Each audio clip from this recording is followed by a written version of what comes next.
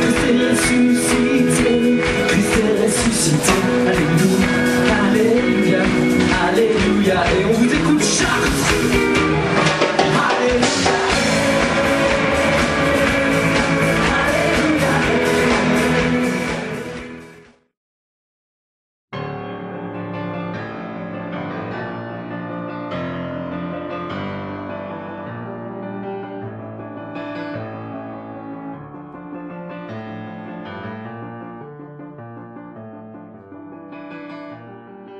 Il est des rencontres qui changent le cours d'une vie, des rencontres qui changent parfois même le cours de l'histoire, le cours de l'humanité tout entière.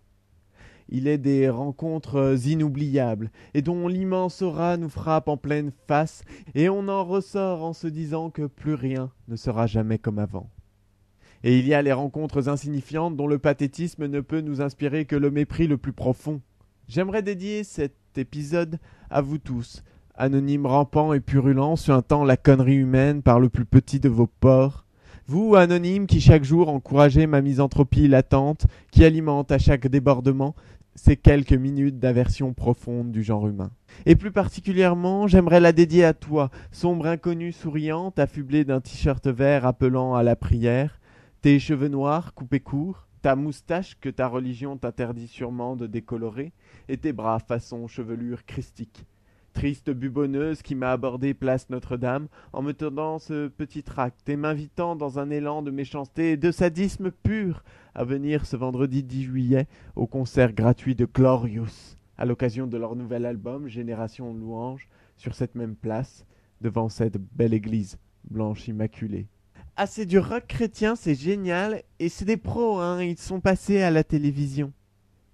En temps normal, je me serais empressé de sauter sur cette occasion pour déblatérer une fois encore tout le mal que je pense de la religion.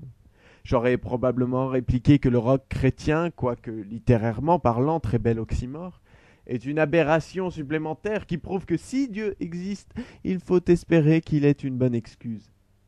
À quel moment peut-on se revendiquer d'un mouvement par définition libertaire, au minimum agnostique, voire anti-religieux, et dans le même temps l'inscrire dans une superstition chrétienne ridicule? Ça ne leur pose aucun problème à ces chanteurs chrétiens de se réclamer de la même mouvance que Black Sabbath, Kiss ou Marilyn Manson?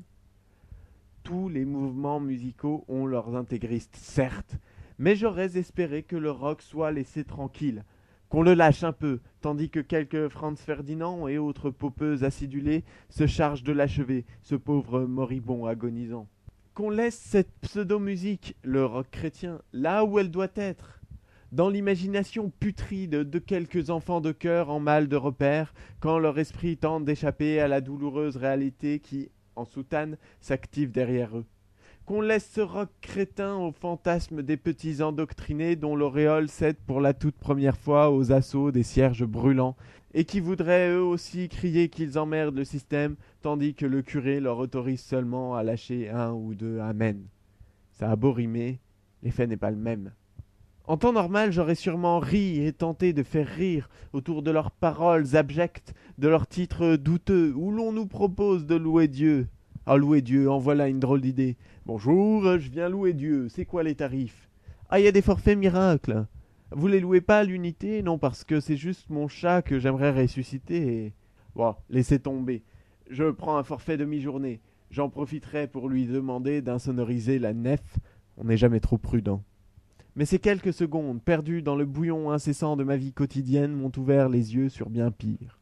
Vous vous rendez compte qu'une fille d'une vingtaine d'années, certes catholique, mais quand même, m'a dit droit dans les yeux, sans sourciller, que si ça passait à la télé, c'est que c'était bien. Qu'on cherche à se réfugier dans la croyance d'un être suprême qui finirait par nous expliquer pourquoi la tartine tombe toujours du mauvais côté, pourquoi un tel donne l'impression d'être passé sous les roues d'un 3,5 tonnes le jour de sa naissance, quand l'autre réveille inlassablement la pécheresse enfouie dans la plus pieuse des communiées.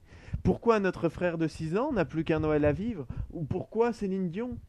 Je veux bien, en faisant abstraction de 10 000 ans d'histoire humaine, philosophique et scientifique, je veux bien essayer de le comprendre, de le concevoir une petite seconde.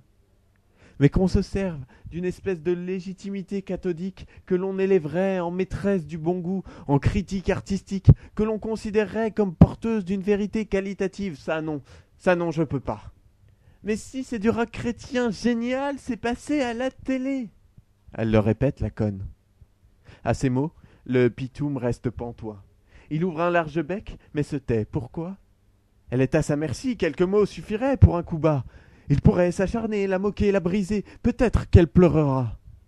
Il adore pourtant faire des choses comme ça.